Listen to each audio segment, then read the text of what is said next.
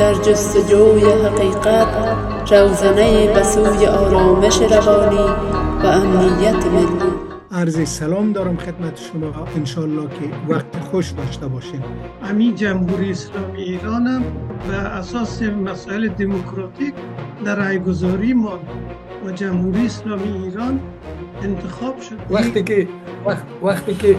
که آیت الله منتظری میگه که ولایت فقیه باید انتخابی باشه، چرا انتخابی نیست؟ وقتی قبل از انقلاب که نشست با سران مجاهدین خلق داشتند، مجاهدین خلق میگفتند که شما مبارزه مسلحانه علیه شاه اعلان کنید، ولی امام خمینی ایتون رویه نکرد. مکتبش سلب میکنن، مذهبش به رسمیت نمیشناسن، اگر سنی باشه اجازه انتقاد نمیدن و او را در مرز قتل عام میکنن.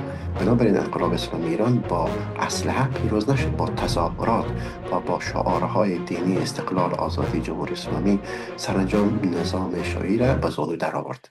او بهار آزادی به این دلیل بود که خود حکومت اسلامی یا جمهوری اسلامی یا آخوندا به تنهایی خودشان حکومت شاه را براندازی نکردند، بلکه با یک جایی و همدستی تاکتیکی که باعث به توده داشتن. میگه که این ما ثابت میکنیم که نظام اسلامی نیست و در حالی که مثالایی که اینا آوردن خیلی مثالای خیلی عامیانه و اینا با پنبه مردم حلال میکنن.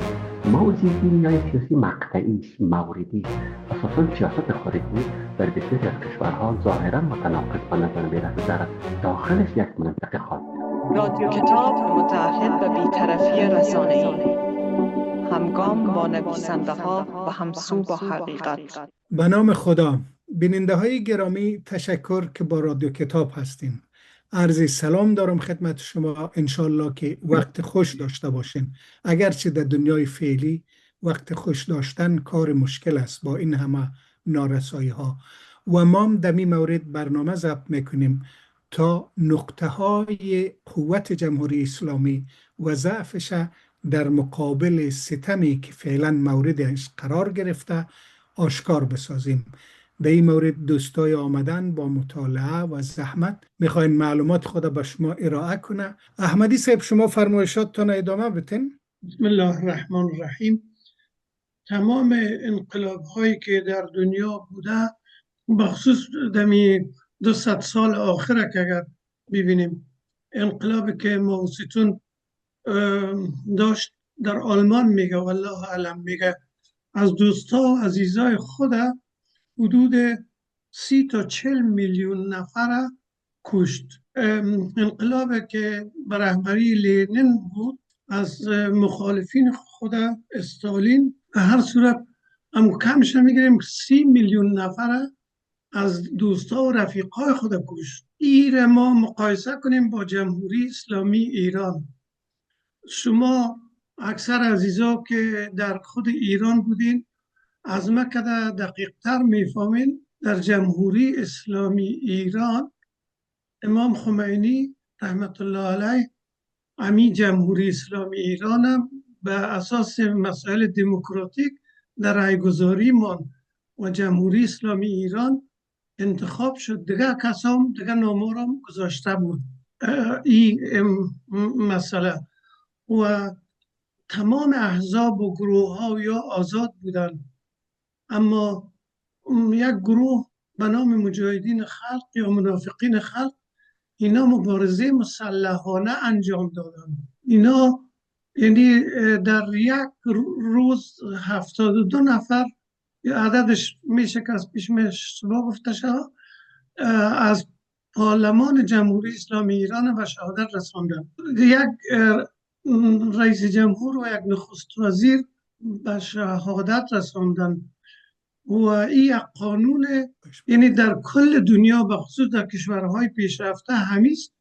امو آیه شریفی قرآن که میگه آزادی تا وقت است که انسان بر علیه شما مبارزه مسلحانه نکنه. در ایمی آلمان من برای شما گفتم که وقتی که یک گروه کمونیستا بود به نام RAF، اینا مبارزه مسلحانه کردن، چند نفر هم مثل مارتین شلایر کشتن.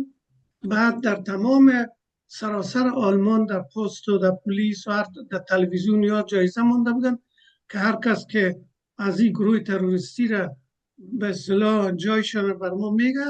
مثلا میگم که 5 میلیون مارک یا 10 میلیون مارک جایزه داره و وقتی که شما همچون چیز را مد نظر بگیرین، تمام کسایی که بر علیه جمهوری اسلامی ایران مبارزه مسلحانه کردن، طبیعی است که وظیفه این دولت هست که اونا را به اصطلاح بگیرن، قلقم کنن، در زندان بندازن. اما شما به هیچ صورت این کشته ها را مقایسه نمیتونین با کشته هایی که در انقلاب کبیر فرانسه به وقوع پیوست، در انقلاب لنین انجام شد و در انقلابی که مائو زedong در چین انجام دادن.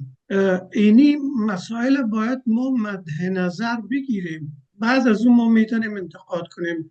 آنچه را که امام خمینی رحمت الله علیه به عنوان یک عالم بزرگ، من دیروز یک دوست آلمانی ما دکترای خود داشتم را 30 سال مدیر بود در یک مکتب، گفتم که شما خودتان با تجربه هستین، اگر کسی که بر علیه یک نظام قیام مسلحانه کنه، دولت آلمان مخالفشان هست و گفتم در ایران اینی کارا را کردن ولی او را در تلویزیون آلمانی ها نمیمانن، میگه ملا دیکتاتور، ملا دیکتاتوری، ملا. گفتم این خودش یک ظلم بسیار بزرگ است. دیگه در رابطه با هفته گذشته که گفتن، مثلا من در خود هانوور شاهد بودم که یک نفر به نام آقای بهشتی، فکر کنم که سید حسین بهشتی بود یا چی اسمش، یک عالم بسیار بزرگوار بود که در مسجد هامبورگ مدیر اونجا بود. بعدها در زمانی که ما در آلمان آمدیم، آقای خاتمی همی که رئیس جمهور بود که ما چندین جلسات از نزدیک با آقای خاتمی در مسجد هامبورگ داشتیم. ایشان که نه آمده بود در آلمان، کمونیست های چی طرفدار مائو بود چی طرفدار لنینیست ها آمد در یک جلسه کلان. در اینجا خود آقای بهشتی آمد. تمامی کمونیست ها وقتی که سوالا را مطرح میکرد، او زمان آقای خاتمی جوان بود، بسیار پرخطا و سرخ و سفید شده بود.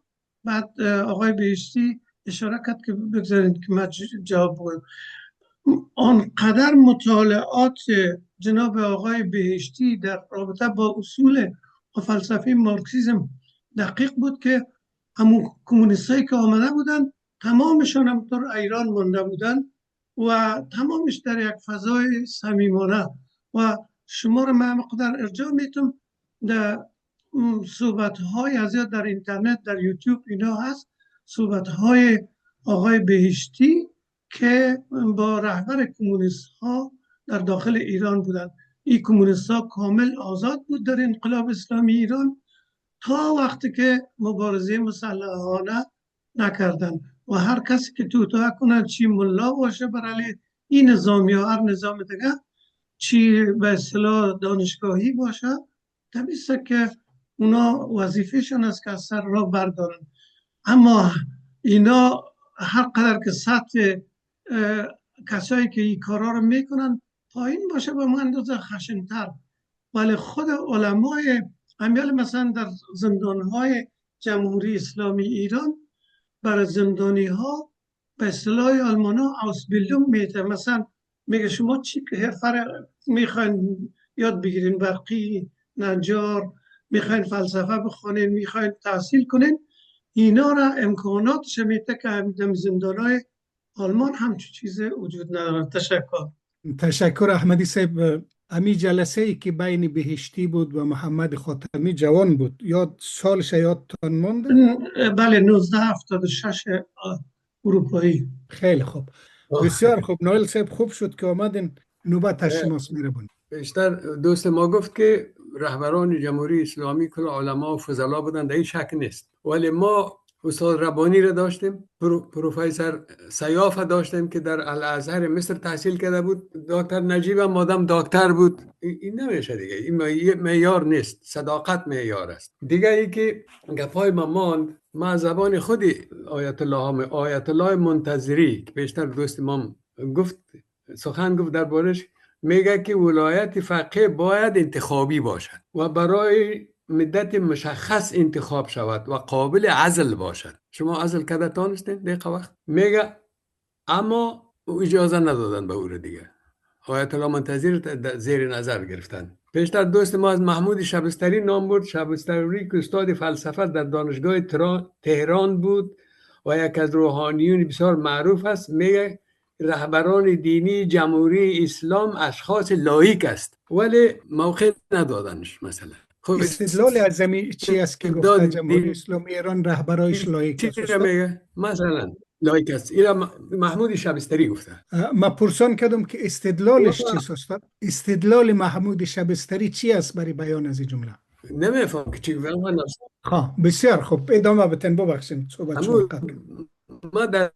ما در یک جیب که آن لندن خواندیم که گفته که لایق است. ببینید جنبش زنان که یک خانم قتل شده، بزار زنان در جاده های تهران و شهرها برآمدن.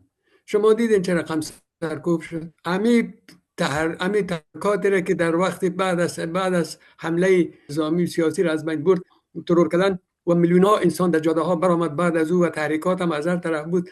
شما امون تاریخ 18 و 19 قتل عام 30-40 هزار نفر شما چی عنوان میکنید؟ در قضای افغانستان، در جنگ‌های داخلی افغانستان ببینید، وقتی که شوروی در افغانستان لشکرکشی کرد، آمدی مملکت اشغال کرد، تحرکات از شرق و غرب، از پاکستان و ایران، از همه جای شروع شد به شمول عرب و امریکا و دیگرها. وزیر خارجه ایران بروجردی در افغانستان امرای حزب وحدت بود. رئیس ISI پاکستان امرای حزب اسلامی و جمعیت اسلامی بود و یا آتش جنگ در میدادن هر روز. ما دیدیم که روز ما به چه حال رسید. یعنی رئیس ISI پاکستان که برای خرابی ما نیست، چی میکند؟ باعث مشاور رئیس جمهور ربانی بود.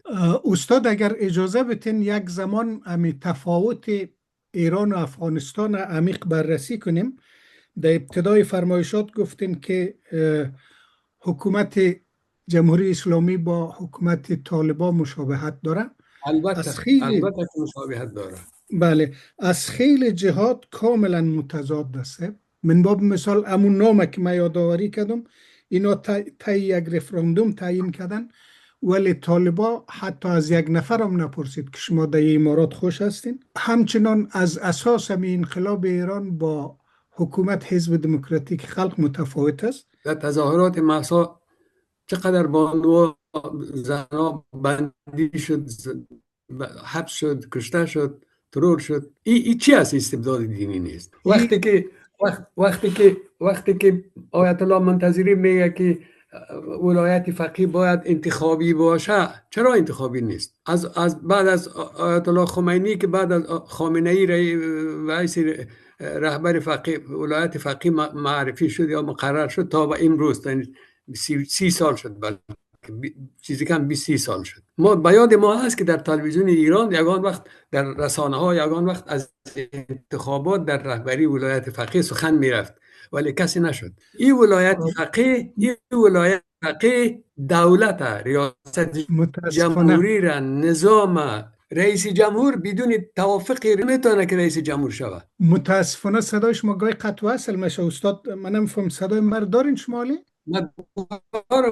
رهبر خوب با توسط شورای نگهبان که جمع از علماس انتخاب میشه، اما انتخابات ریاست جمهوری اینا بله دستم خورده و گاهی هم مطلقا آزاد بوده، مثلا در دوران خاتمی. خب مهربانی صاحب شما گوش میکنیم. باز صدایتان قطع شد متاسفانه استاد. حسینی صاحب بفرمایید. ما باید قضایا رو در کلیتش مطالعه کنیم، نه در جزئیاتش. به صورت موردی حرکات تند صورت گرفته، ولی در کلیت مثلا در زمانی که امام خمینی در مقطع قبل از انقلاب که نشست با سران مجاهدین خلق داشتند، مجاهدین خلق میگفتند که شما مبارزه مسلحانه علیه شاه اعلان کنید، ولی امام خمینی ایتون روی نکرد. بنابراین انقلاب اسلامی ایران با اسلحه پیروز نشد، با تظاهرات و با شعارهای دینی استقلال، آزادی، جمهوری اسلامی سرانجام نظام شاهی را به زانو در آورد. این یعنی عدم زورگویی، عدم خشونت. از اینجا هم تضاد بین مجاهدین خلق و رهبریت انقلاب به وجود آمد، به خاطر که پیشنهادشون رد شد. دیگه ای که امام خمینی خودش میگفت که خدا شاهد است که من با انتخاب بنی صدر موافق نبودم رئیس جمهوری ایران شد، ولی فکر کنیم که رهبر نظام بالایش یک شخص قبولانده میشه ولی میپذیره. یا در بحث حضور امریکایی‌ها در شرق میانه، در خلیج فارس، خمینی طرفدار مواجهه و برخورد بود، ولی به سخنش ترتیب اثر ندادن، چون ایشون میگفت که اگر یک برخورد و مقاومتی صورت بگیره اونا عقب نشینی میکنن، کما اینکه الان هم همینطور است. یعنی وقتی ایران از خود عکس‌العمل جدی نشان داد، طرف امریکایی نسبتا از خود خویشتن‌داری نشان میده. با این هم امام خمینی از استبداد و دیکتاتوری استفاده نکرد. حتی امام خمینی موافق از این نبود که آقای منتظری معاونش شود، جانشین شود. این هم امام خمینی بر اساس عدم مشرب استبدادی که داشت پذیرفت، چون آقای منتظری شخص دانشمند و پرهیزگار است، اما حتی با قول سروش که یک آدم ساده است و در عرصه سیاست سادگی نمیتونه که تاثیرگذار باشه. اصولا دوستان عزیز با همه حسن نیتی که دارن این در نظر داشته باشید که شخصیت‌های مثل آقای بازرگان، خود سروش یا آقای منتظری، اینا در یک فضای ملتهب به تجدید نظر یا رویزیونیسم به اصطلاح پرداختن. اینا در یک فضای آرام بدون از اینکه مورد مثلا یکان نقد و تخته خودشون قرار بگیره به تغییر موازین پرداختن. از این خاطر است که برداشت ها و تفاسیرشان سوال برانگیز است، چون در یک فضای مرتبط با احساسی و اظهارات پرداختن. این در حال است که یک مغز متفکر، یک تئوریسین متأثر از التهاب نیست، در یک فضای مضطرب با نظریه پردازی نمیپردازه، قبلا نقد میکنه. خب شما چون از اولی گپا رو نزدید که عالی در گپا میزنه، در ظرف 2-3 سال تغییرات بنیادی در موازیتان به وجود میاد. بنابراین ما نباید قدر تحت تاثیر فضای ایران قرار بگیریم مثل خود چپیایش که مثلا چریکای اقلیت و اکثریت، چون در امریکا بولشویک‌ها و منشویک‌ها بود، حالا دیگه در ایران هم باید برگرفته از اون واقعیت جامعه شوروی ما باید اقلیت و اکثریت داشته باشیم. ما باید مستقل فکر کنیم، ما باید خود ما اهل نظر و بررسی باشیم. در ایران مقالات و سخنرانی‌های متعددی در جمهوری اسلامی علیه استبداد دینی صورت گرفته. من سال گذشته یک کتاب را خریداری کردم از ایران به نام استبداد دینی، یک کتاب قطور که بحث میکنه و این در حال است که همیشه یک کتاب در یک جامعه استبداد زده اصلا اجازه چاپ نداره. یکی از دلایلی که آقای خامنه‌ای به عنوان رهبر انتخاب شد این بود که امام خمینی میگفت که ببینن چقدر سوالا را خوب جواب میده.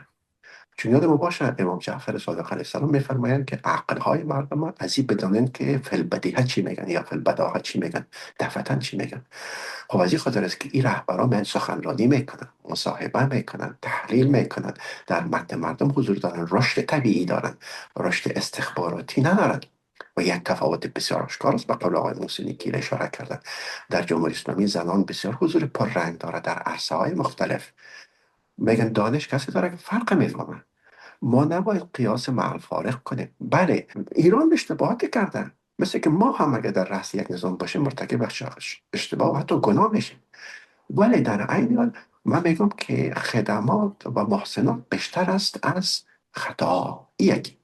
دومی که در سطح افغانستان هم ایران بیشتر حالت دفاعی داشته، چون در افغانستان توده‌ای شدن، مثلا کودتای 7 ثور جمهوری اسلامی ایران هم تهدید میکردن. حتی بخش از حکومت بعد از سقوط کمونیست‌ها هم با ایران تصادم جدی داشتن، برای اینکه سعودی و امریکا و حتی بعض نیروهای به شمول حتی اسرائیل به تشبسات می پرداختن. اینجاست که ایران باید از خود دفاع کنه. بین شکل میگن که هر نظام در برابر ساختار شکنی از خود مقاومت میکنه. ساختارها مورد تهاجم قرار گرفت. خود اصل نظام و حتی اسلام و امنیت ملی و حدود اربعه در این راستا اشتباهات صورت گرفت، ولی حسن نیت بودن. ولی آقای بهشتی مذاکره با مسعود رجوی داشت برای آقای بهشتی گفتن که نمیاره که مسعود رجوی رهبران مجاهدین خلق مذاکره داری بگذار که اینا رو بگیریم اعدامشون کنیم. آقای بهشتی گفت که نخیر، ما کتش عهد بستیم و ایشون اعدام نکرد، دستگیر نکرد. خانم بنی صدر ماندن که آزادانه به شوهرش بپیونده. حتی سلیمانی به آقای خامنه ای گفت که ما یکی از اشرار مرزی را دستگیر کردیم در اثر وعده که دادم که تو در امان هستی. آقای خامنه ای گفت نه، وقتی وعده دادی که در امان از رهایش کن، تو حق نداری که زیر قولت بزنی. پس اینجا تفاوت‌های بین رهبری است و بین افراد در صفوف پایین است، ولی خطاهای صورت میگیره. ولی رهبریت یک رهبریت مستقل است، محبوب است، مردمی است و در قسمت ولی لایک نیست، بلکه اونم که بگن لایک به خاطر از این است که بعضی از تحلیلگرای جمهوری اسلامی بگن که جمهوری اسلامی یعنی برای رسیدن به هدف از هر وسیله استفاده میکنه، که خود این گپ درست نیست. برای اینکه وقتی کار کرد به نحو یک ویژگی لایک پیدا میکنه، چون در اسلام ما همچین یک معیار نداره. یا ایست که مثلا خود ولایت مطلقه را به این موضوع ربط میدن. اینا هر کدومشون بحث های مفصل دارن و جمهوری اسلامی استبدادی نیست، ولی با مشت آهنین حکومت میکنه. مشت آهنین توسط یک انسان حکیم، انسان متفکر. از این خاطر است که آقای سروش در ایران آزادی و امنیت داشت، خودش یعنی تبعید خود خواسته را برگزید. امیارم کتابایش در اونجا چاپ میشه. اما در ایران نیروهای مذهبی بخشش تند است، افراطی است، ایره میپذیره. و گوگوش وقتی که آمد در میدان تیاری ایران، رئیس اطلاعات ایران برش یک چادر داد و تاکسی خواست، گفت که خانم گوگوش من میخوایم که شما اینی چادر را بپوشین، یک چادر معمولی، با اینی تاکسی رو سوار شوید که مردم تبع انقلابی داره کس مزاحمتون نشد. پس یکی برخوردهای یک تعداد افراد تند بیرون است، یکی برخوردهای یک نهاد است، افراد در سطح بالاست. ما باید بین اینا تفکیک قائل شویم. وقت تفکیک قائل شدیم به نتایج متفاوت میرسیم. باز من سوال از دوستان که این مسائل رد میکنم پرسان میکنم که بحث عدم تداخل سیاست در دین و یا جدایی دین از سیاست در کدام مکتب مشرب شما این میاره دارن که به قول علی علیه السلام میفرمایند خدا مرا امام مردم قرار داد و بر ما فرض گردانید که در خوراک، پوشاک، نوشیدنی و امور نفسانی مثل طبقه ضعیف جامعه زندگی کنم تا فقرا و فقر ما اقتدا کنم و اغنیا هم در اثر ثروتشان طغیان نکنن. در کدام مکتب شما دارین؟ وقتی ما اینطور میارا داریم، چرا اینطور ضابطه ها و ارزش ها را دست کم بگیریم؟ بسیار تشکر سید. خب استاد عالی، مایک و تصویر شما درست معلوم میشه، صحبت بکنین سید. مهربانی استاد نایل بفرمایید. خب ما چی بگویم؟ هر کی را دیدگاهش، هر کی را نظرش، ما احترام داریم به نظر هر کس، ولی درباره شهروندی و حقوق بشر و دنیای امروز، اگرچه حقوق بشر امریکایی هم حقوق بشر میگه، اینجا هم حقوق بشر میگه، ایران هم میگه، ما میگیم، طالب هم حتی حقوق بشر میگه. خب یک قرارداد بین المللی است. همین حقوق بشر، سازمان حقوق بشر هر سالی که گزارش میده ایران در جمله کشور دوم و سوم ناقض حقوق بشر چی میکنه. اگرچه من میفهم که او جانبدارانه است، ولی پوشیده نیست که حقوق بشر در اوج نقض میشه.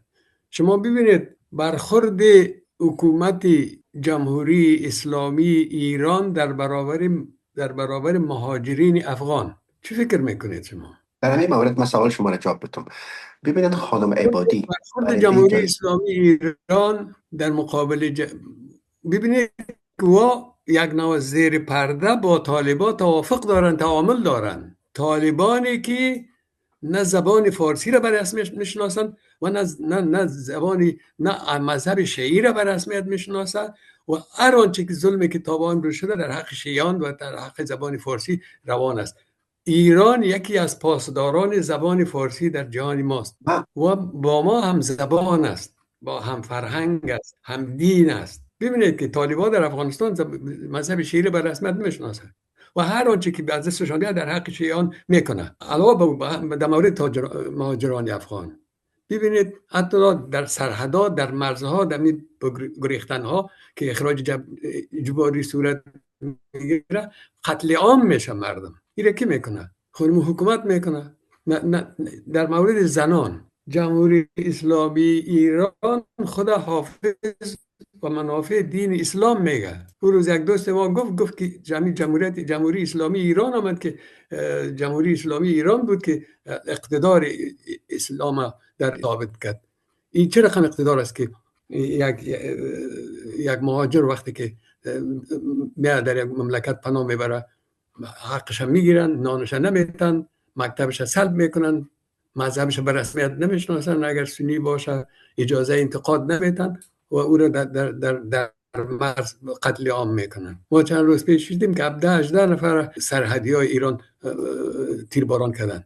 این انصاف نیست وقتی که با طالبان یک گروه تروریستی که او امروز افغانستان در گروگان گرفته. جمهوری اسلامی میفهم که ترس باید داره که طالبان یک گروه نیابتی جنگجوی است که میشه به امنیت ملی ایران صدمه نزنه. باید یک مقدار تعامل باید داشته باشه. شاید شما میره بگوید ایران باید حامی مردم افغانستان باشه، نه حامی طالبان. بسیار تعامل با مردم بزرگوار. افغانستان بکنه، با امیال آرمان های مردم بکنه، نه با طالبان. خیلی خوب نایل صاحب، انتقادات بسیار روسا به رسمیت شناخت و مقصد خود داشتن. ما با روسا ایران با روسا مقایسه نمی کنیم. چرا روسا با ما نه. پس چون وقت خلاص میشه استاد، هم متاسفانه امروز اینترنت شما یک کم مشکل داره. امی جوابا را قبل از اینکه از حسینی صاحب بشنویم، عاطف صاحب نوبت بدیم که هیچ گپ نزده. یک دنیا تشکر استاد. عاطف صاحب بفرمایید. جناب محسنی صاحب، سلام خدمت شما، سلام خدمت بزرگوارای حاضر برنامه و تعداد افراد که بعد این برنامه رو میبینن. بحثا بسیار شیرین بود. شنیدیم نایل صاحب هم میگه صحبت‌های خوب داشتن.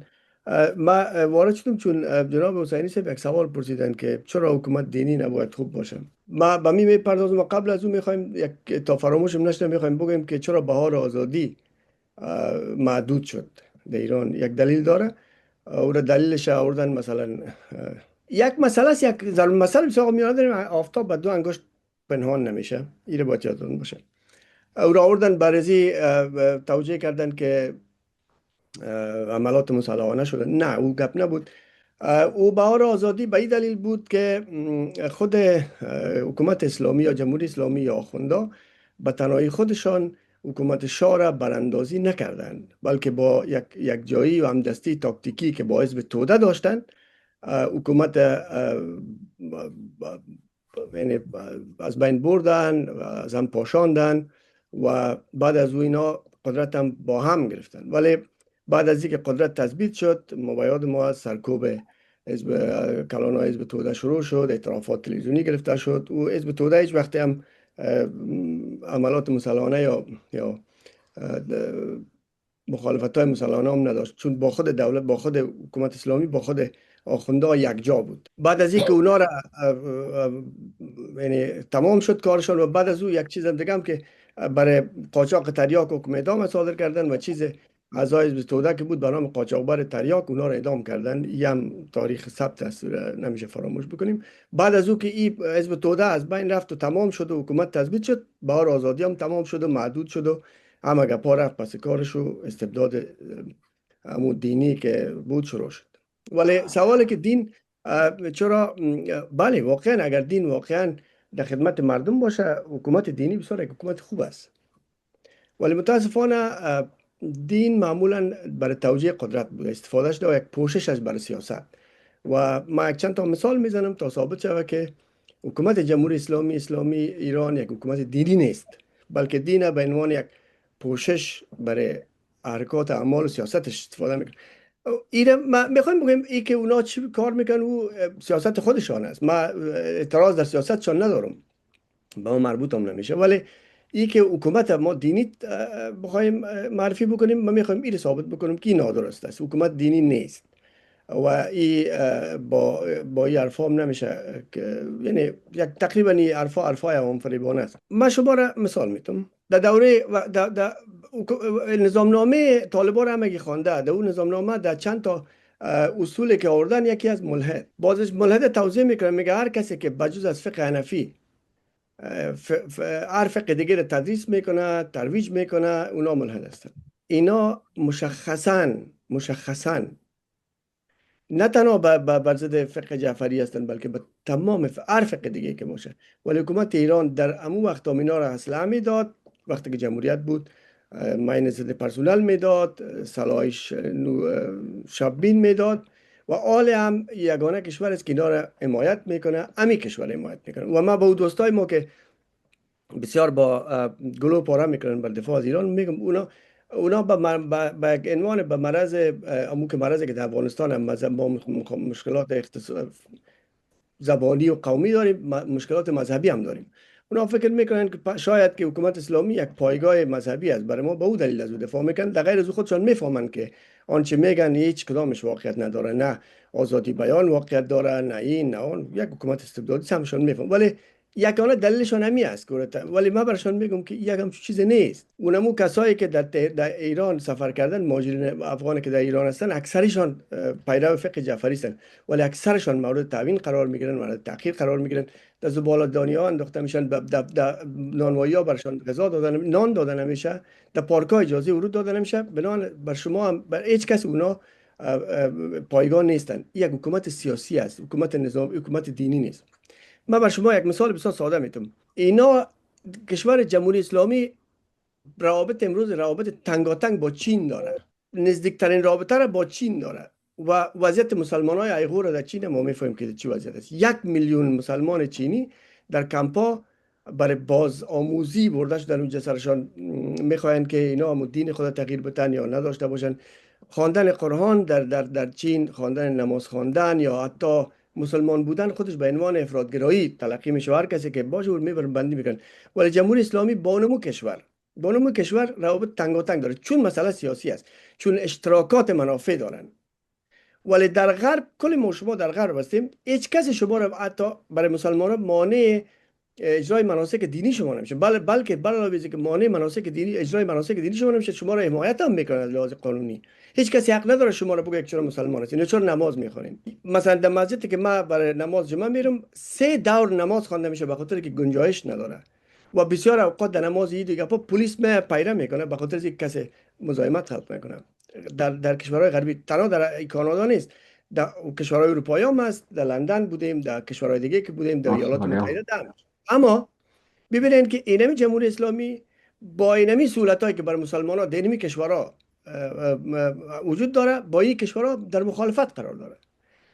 این مخالفت دینی نیست. اگر مخالفت دینی باشه با چین باید، اگر حکومت دینی باشه باید با چین مخالفت داشته باشه. نه، چون تضاد منافع است، چون تضاد منافع پیش میاد با غربیات، تنها تضاد منافع است. بنابراین مخالفت وجود داره، جنگ وجود داره. دیدیم جنگ شد، مثلا جنگ 12 روزه همش. ولی با چین تنگاتنگ روابط داره. 30 کشتی را با یک اشاره، وقتی که ترامپ میخواست بره به سفر چین، باید داریم با یک اشاره چین 30 کشتی را اجازه عبور داد. در طول جنگ تنها کشتی‌هایی که اجازه عبور از تنگه هرمز داشتن کشتی‌های چینی بود. اینجا است که باید بفهمیم که اینمی پوشش است. دین و مذهب در اینجا یک مسئله پوششی است. یک مسئله دیگر که یکی از دوستا گفتن که انقلاب اسلامی را کشته‌هایش، یعنی سرکوبگری‌هایش با انقلاب روسیه مقایسه کردن، با انقلاب من نمی‌فهمم ماکسیتون مقایسه کردن.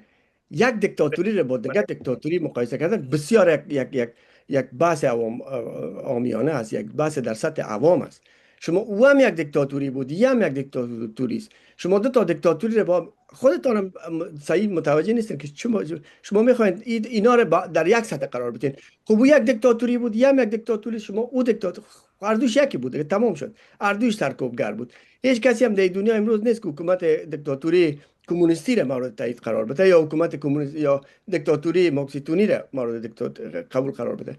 مقایسه کردن این دو تا با هم دیگه فکر نمی‌کنم که یک مسئله علمی و اکادمیک باشه و درست باشه. ما یک مسئله آخری را می‌خوایم بگویم. یعنی حکومت اسلامی در جنگ عراق با وساطت ایالات متحده آمریکا و پولی که ایالات متحده آمریکا وارد میکنه از اسرائیل اسلحه میخره تا با عراق بجنگ. ببینین، من نمیگم خوب میکنه، این کار سیاست است، مسئله سیاسی است. خب برای بقای خودش، برای دفاع از خودش سیاست کرده.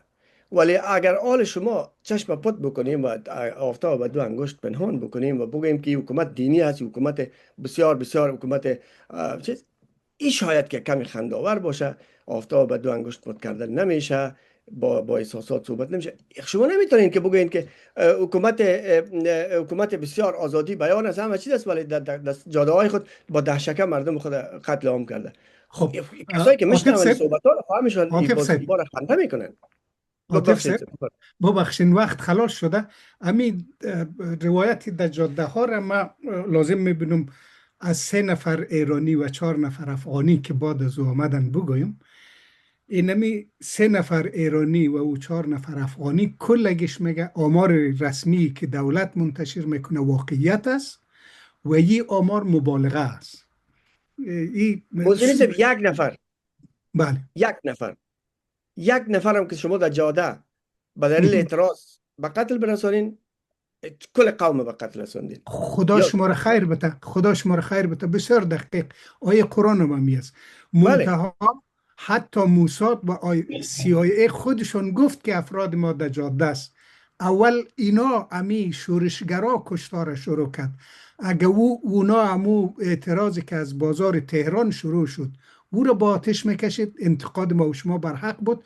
حالی ما ایران موندیم که چیکار کنم صاحب. از یک طرف وقت پره شده، از یک طرف احمدی صاحب و ما یک جمله یک کوتاه دارم که ختم یک جمله کوتاه میگم به شما. وقتی که میگن عملات مسلحانه، فقط عملات مسلحانه در نظام های مستبد به وقوع میپیونده. یاد ما باشه که یه از خصیصه های نظام های مستبد است. وقتی که نظام مستبد بود عملات مسلحانه میشه. در غیر از او در نظام های دموکراتیک وقتی که براندازی انتخابات است دیگه، ولی نظام های مستبد در قبال خود مبارزات مسلحانه داره، مثل که امروز طالبان با تشکر. ما خیلی مثالای زیاد در ذهنم است، اما نمیپیچم چون بناس دمی هفته بحث ختم کنیم. اگر خب ما تشکر میکنم از احمدی صاحب که دست خود پایین کرد. فایزی صاحب شما اگر مختصر بفرمایید، چون سوالا بیشتر متوجه آقای حسینی بود، ایشان گپ بزنم. احمدی صاحب باز دست خود بالا کرد. اعتراض که آقا برادر عزیز ما جناب آقای عاطف صحبتایی را داخل کردن کانال. ما هر کدام بخش از این که بگیرم یک صحبت طولانی به خیلی جداگانه ضرورت است که گفته شود. هر کدام بخش ها را کلش در یک بخش آوردن. اولی که ایشان گفتن که ما ثابت می سازم که نظام اسلامی نیست. سکن هر کدام از یک بحث بسیار طولانی کار داره و بعد یک کلمه نمیشه که جواب بدیم. میگه که ما ثابت میکنیم که نظام اسلامی نیست، در حالی که مثالایی که اینا آوردن خیلی مثالای خیلی عامیانه و به گفته سابق ما به خیلی ظاهری. مثلا این اولی که چین صحیح که کافر است، ولی یک کفر حربی با اسلام نیست. با ایران نجنگیده، در براندازی ایران اشتراک نکرده، دسیسه نکرده، توطئه نکرده، هدف هم نداره که نظام براندازه. پس که عقیده داره نداره و کار لا اکراه فی الدین، او کار خودشان است. این حتی در خود قرآن است. کافرایی را که به اصلاح عهد و پیمان دارن با مسلمانان نجنگیدن، براندازی نکردن، مسلمانان با اونا کار نداره که به نام کافر است. این نظریات اینمی تروریستا و وهابیا و اینمی کسایی که به نام که کافر است حمله میکنن در روی سرک و جاده ها، همین کار در فرانسه کردن، در دیگه کشور اروپایی کردن که به نام کافر است کل انسان رو بکش. این خو عقیده اسلامی ما شما این نیست. کفر حربی گروه خاص هستن که اینا به اصطلاح با براندازی، هدف براندازی میانی. یک هدف بسیار کوتاه میگم، چین با اون جمله حساب نمیشه. دومی که آقای عاطف خواستن که ثبوت بکنن از خاطر که مقایسه نظام‌های دموکراتیک با ایام دیکتاتوری هم. اولی که نمی نظام‌هایی را که شما باز میگین، قرار صحبت‌های قبلیشان جامعه باز، ما قدر خودم یکاد و ترس پیش میشه. نکته‌هایی است که پیش از 30 سال که با تقریبا بیشتر عمر ما در اروپا تیر گذشتاندیم، در یک کشور هم نه همه گیشه دیدیم. نکته‌هایی است که نمیره تنها بگویی ما قبول ندارم، زندانی میشن، محکمه میشن. شاید برادر عزیز ما در غرب یک چند سال درس خواندن و یک مدت کم هم زندگی میکنن. ما اون نکته را گفتن نمیتونم که با بگویم که مثلا اینی نقطه را کس علنی یک وقت یک کس بر ما میگفت که در این کشورهای غربی اگر یک کس دو بزن هیچ چیز نمیگه. گفتم بیاد اینی چارایی استاد شو به لسان خود اینی می چند کلمه راستایی که در گوش گفتم. گفتم اینو میره بخیر جو با جرات بگو و ببینم که چی میبینی. گفتن نتونست. مثلا ساده بگویم اینا با پنبه مردم حلال میکنن. وقتی که اینمی کشور عراق اینا میخواستن حمله بکنن، بازرسا رو روان کردن که اینمی کشور عراق ببینن که سلاح کشتار جمعی داره. رئیس اینمی بازرسی یک شخص بود برام پروفسور کلی از انگلستان بود. حدود 1 ماه یا چقدر صلیب سرخ اینا آمدن همه کنترل کردن، دیدن فابریکا همه چیز. یادم علنی گفت در جلسه که این خود سلاح کشتار جمعی عراق نداره. باور کنه. خب ببین انسان به عقل میگم میفهمه هر چیزه. فرداش اینمی آقا را در یک پارک آوردن که شاره رگ دست خود زده خودکشی کرده. خب کلی میفهمه که چرا این کار واقع شد. یا مثلا همت علنی بگم شاید برای مشکل من پیش دیگه چیزا یک مقدار دیگه شن نمیگم که واقعا مشکلم زیاد میشه. اینمی خب میگن جامعه باز حق آزادی داره انسانا. امی خانم اینمی پادشاه انگلیس وقتی جانشین بود او دیانا آمد که گفت من که یک عرب زندگی میکنم آزاد رفته بود. چرا این خانم با بادیگارداش با هم عرب با همگی به صورت بسیار خنده‌آور در جاده همگی موترا بر هم میخوره و تمام بادیگاردا همگی میمونه. این شما چی رقم جامعه بازی را میگن؟ اینمی پادشاه انگلیس که هست هم رئیس اعلی استخبارات انگلیس است، هم رئیس کلیسا انگلیس است، رئیس کلیسا، و هم قماندان اعلی ارتش است. چی مان؟ شما میگن که اینمی صدر اعظم انگلیس ما امورات روزانه را پیش میبرم. من قبول میکنم که در پشت پرده تمام اینمی مسائل که عمومی توسط علماء آدم از پشت پرده با کامپیوتر برش آورده میشه داده میشه. چرا جانسون پس شد؟ با خاطر از اینکه تنش با روسیه خیلی زیاد کرده بود. در بسیار کم چیز مونده بود که روسیه و انگلیس تهدیدشان کرد. گفت من تو را زیر آب میکنم. فایزی صاحب جان اینما میخواد گفتم که هر بخشی را که آقای عاطف یاد کردن هر بخش از این میتونه آدم ساعت‌ها صحبت بکنم. بسیار آخری یک کوتاه یک گپ میزنم. اگر انقلاب اسلامی رو بگویم، اگر یعنی انقلاب 28 مرداد آقای دکتر مصدق میموندن ایران در جای میره کوتاه یک لحظه آخر ایران 47 سال است که ایران اجازه ندادن که با اون مسیر دموکراسی پیش بره. این کشورها 200 سال 300 سال است که در ایران تجربه دارن. تمام شاخه‌هایی را که با این نظام‌های از اینا براندازی کرده و خدا بند کرده همیشه قیچی کردن بریدن. حالا من نام نمیگیرم. یکی از کشورها را از حزبای چپیشان گفت ششمین رهبر را که اینا ترور کردن. دینمی کشورها او تو نیست. این در وقتی که در این باغ میایم همه چیز گل و گلزار علفا درختها با کلی چیز گل و گلزار هیچ کس قبول بکنن که شاخه‌ها قبل از قبل بریده شده. شاخه چینی شده. در طول تاریخ 200 سال مردم از ذهنیتشان خوب ضرب به حساب مردم ما ضرب خود سری مردم شاندن که در اصل نظام مش کنید سوال طرح نکنید که ما نظام قبول ندارم. تمام احزاب کمونیستی هم که اینجا هست باید قانون اساسی را قبول بکنن. این میشه هم ایران میگم قانون اساسی را این کسایی که شاید مجازات شهر سر کنن من نمیگم که خوبه خوب کار ولی در براندازی رفتن. نه این کوتاهش بگم اینمی دکتر سروش وقتی که اینمی رویای رسولانه را گفتن در قم آیسته صدا بلند شد که فتوا بدن که به اصطلاح بیرون از دین شده چیز یک فتوایی. اینمی آقای خامنه ای رفت در شیراز بیانیه میداد. در عین بیانیه خود گفت جواب علمی را علمی بتین. جواب علمی را با فتوا کس یا خود آقای از کجایی را شنیدم؟ از دان خود آقای سروش. خود آقای سروشی گپ زد. گفت خامنه ای گفتی را گفت که جواب علمی را و جواب علمی دیگه گفت خواستن که مرا منعدار بسازه. او هنوز گپم کنارش کشید. اما اگر میخواستن این کارو میکردن نموندن. یعنی اگر این حکومت ایران نمیگم نواقص داره ولی در 47 سال بسیار خوب فایزی صاحب شرق و غرب خب بسیار تشکر. احمدی صاحب شما از حقتان بزرگواری کرده تیر میشین که حسینی صاحب گپ بزنه یا حتما باید بگوین؟ یک 2-3 دقیقه زیادتر نمیگم. خب مهربانی صاحب. ما چون خودم اقتصاد خوندیم یعنی میگم یک جوانی که در افغانستان 12 سال میخونه چقدر مصرف سرش شده.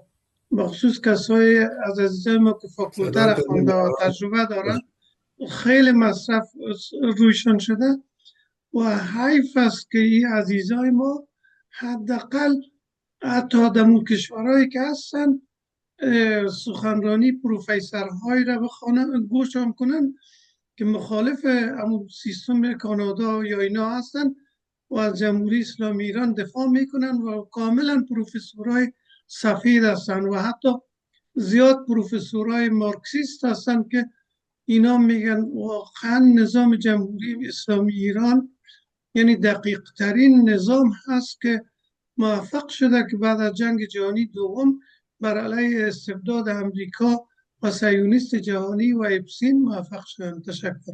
بسیار تشکر احمدی صاحب. 1 دقیقه صحبت کردین، معجزه کردین به خدا. حسینی صاحب بفرمایید. یک خطای بسیار مبنایی که در تحلیل جمهوری اسلامی صورت میگیره این است که ما مبانی جمهوری اسلامی را که اسلام است، قانون اساسی، اخلاق و آثار رهبراست این را مبنا قرار نمیدیم، نه این به موضوعگیری‌های سیاسی تکیه میکنیم. موضوعگیری‌های سیاسی مقطعی است، موردی است. اساساً سیاست خارجی در بسیاری از کشورها ظاهراً متناقض به نظر میرسه، در داخلش یک منطق خاصه. همیشه میگم که من به معادله بیشتر علاقه‌مند هستم تا به سیاست، چون معادله ابدی است، همیشگی، ولی سیاست گذراست، موقتی است. اسلام یک معادله است و در نتیجه احترام نیست که همیشه موضوعات فقط و فقط بر اساس اون صداقتی که دوستا فکر میکنن سمتشو بده. رسول خدا میفرمایند که الحرب خدعه، جنگ خدعه است، یا میفرمایند که با کسانی که غدار هستند شما صادق نباشید. و یا بسیار معیارهای دیگه که حاکی است که در سیاست ورزی دینی در این یاره که اخلاق، عدالت اجتماعی، عدم خشونت عرض اول میزنن، اما در موارد هست که شما میتونید حتی از دشمن یک چیزی یاد بگیرن، از مخالف یک چیزی را فرا بگیرن، از غیر مسلمان، مثل که در ایران تسلیس قواست. خب این از مونتسکیو یا از مثلا فرانسه ایران الهام گرفته و این نشان دهنده وسط نظر است. در چین تسلیس قوا نیست. پس ما در تحلیل باید مبانی را در نظر بگیریم. یکی دومی که یک مقوله است میگه بعضی با نفی دیگری خود اثبات میکنن. این بسیار آسان است بگیم بعد از این منفی است، این ملحظه است، این سطحی است، این آمیانه است. خب شما بفرمایید نظامی را که مورد مطلوبیت شما مطرح کنید تا ما مورد بررسی قرار بگیرد و این ما در خلا میاندیشیم. این قول است که ما از ابتدا به این موافقت نشان دادیم که جمهوری اسلامی نواقص داره. خب شما کدام نظام را تایید میکنید که او دارای نواقص و کاستی ها نیست و دارای این محاسن است، از جمله استقلال، از جمله مثلا رهبریتی که ساده زیست است، از جمله اینکه میلیون ها نفر باعث حاکمیتش میشن، از جمله اینکه در برابر نظام سلطه با اقتدار مواجه میشن. خب اینا ارزش‌های بسیار منحصر به فرد است. دیگه ای که درباره حقوق بشر گفتن، خانم عبادی را جایزه نوبل دادن به خاطر دفاع از بهایی ها. چرا خانم عبادی از مسئله پناهندگان افغانستان در ایران هیچ چیزی نگفت؟ ببینید این در حالی است که بعضی نواقص هست، این شک نیست، اما چرا اینجا برخورد دوگانه میشه که اگر از بهایی ها شما دفاع میکنید جایزه صلح نوبل برای شما میدن، ولی میلیونان نفر افغان در ایران از یک سلسله مثلا امتیازات برخوردار نیست. این مطرح نمیکنه. یکی دومی که در ارتباط با افغان‌ها در ایران ما باید بازم از معضله ساده انگاری رنج ببریم، به خاطر اینکه میلیونان نفر که در کشور میاین این بسیار سخت است که از اون میزبانی کنن و پذیرایی کنن. این کشورها بعد از چک امنیتی، معاینات صحی، انواع و اقسام مصاحبه ها افراد میپذیرن و کریم جامعه را، قیماق جامعه، در حالی است که بیشترین پناهنده های جهان در ایران است. خب شما کلیت قضیه را در نظر بگیرید. حسینی صاحب دستا بالا شده ولی وقت کاملا تمام شده، با معذرت از هر دو دستی بالا.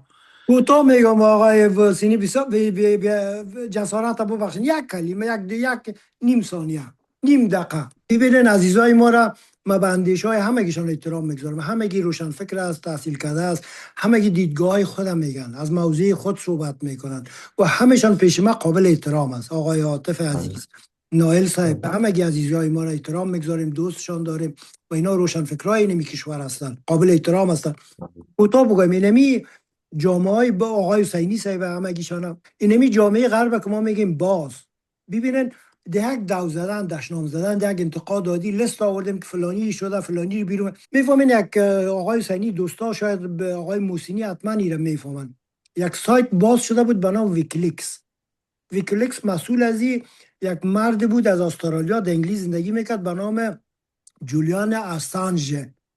اینمی مرد حدود 20,000 یا 30,000 کسای داوطلبانه از دولت‌های غربی، امریکا و اینا، از آدمای عادی هم نه، کسایی که مثلا خودش مامور یک دولت است، توسط ایمیل های بسیار مخفی اسناد بین این ویکیلیکس روان میکردن. این ویکیلیکس کار کرد، بسیار خدمت ها کرده. یکی از خدمت هایشی بود که این با سند افشا کرد که نمی ایسیس یا داعش ساخت بافت امریکا و انگلیس و فرانسه و اسرائیل و عربستان است.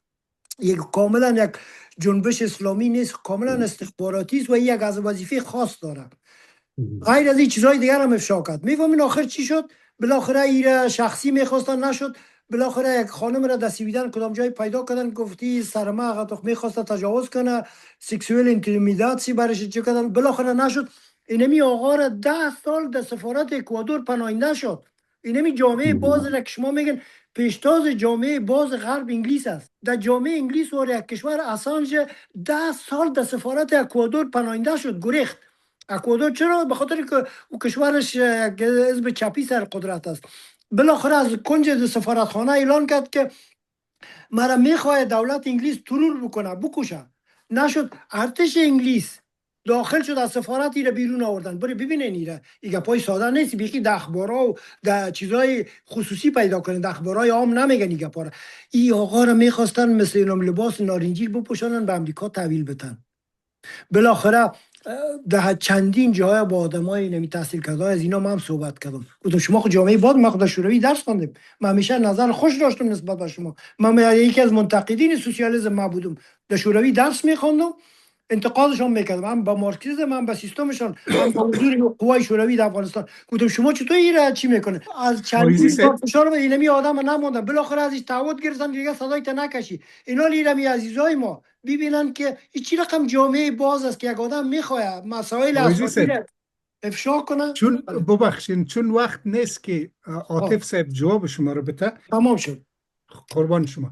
من میگم وقتی که ما داد از عدالت الهی میزنیم، چرا ما خود با هم تو کشورهای مقایسه بکنیم؟ ما باید یک فرق داشته باشیم، فرق برتری، فرق عدالت، فرق حق مردم شناسی. ما چرا با انگلیس و فرانسه و دیگه خود مقایسه بکنیم؟ ما وقتی که ما میگیم که ما عدالت الهی تطبیق میکنیم، خواهان عدالت الهی هستیم، ما باید کاری بکنیم که دیگران کار نکنن. نایل صاحب، من میگم امی بحثا ناتمام مانده. در صورت که علاقه دارین هفته آینده بیاین ثبت میکنیم. فایز صاحب هم که پایش ناتمام مانده، حسینی صاحب هم که تشریف آورد خوب نورد، خب یک برنامه ثبت میکنیم. بیننده های گرامی، تشکر که تا این لحظه با رادیو کتاب بودین. صمیمانه از تک تک دوستایی که تشریف آوردن، زحمت کشیدن، مطالعه کردن، سری جمهوری اسلامی ایران انتقاد کردن یا از او دفاع کردن، من صمیمانه سپاسگزار هستم. رادیو کتاب تلاش میکنه و متعهد است که یک رسانه بی‌طرف باشه، واقعیت ها را انعکاس بده. دلیل ضبط از این برنامه هایی است که به وضوح رسانه های بزرگ در ضد جمهوری اسلامی ایران گپ میزنه، از کاه کو میسازه. ما در حد توان ناچیز خود میخواهیم واقعیت ها رو بگوییم و این را میفهمیم و یقین داریم که ما وقتی میخواهیم با BBC یا با ایران اینترنشنل رقابت کنیم، این نوع جنون ما را میرسانه، جنون به تمایل به حقیقت. بله ما این کار میکنیم و انشالله که بشریت در حد برسه که بجای اسلحه از قلم و کتاب کار بگیره و به قلم و کتاب ارزش بیشتر قائل شود تا ای که به منافع مادی، تجارت یا داشتن اسلحه انسان کش. ادبستان، یادآور آداب گفتار و نوشتار درست. درس‌های مختصری از دریای بیکران ادب فارسی و زودی از رادیو کتاب.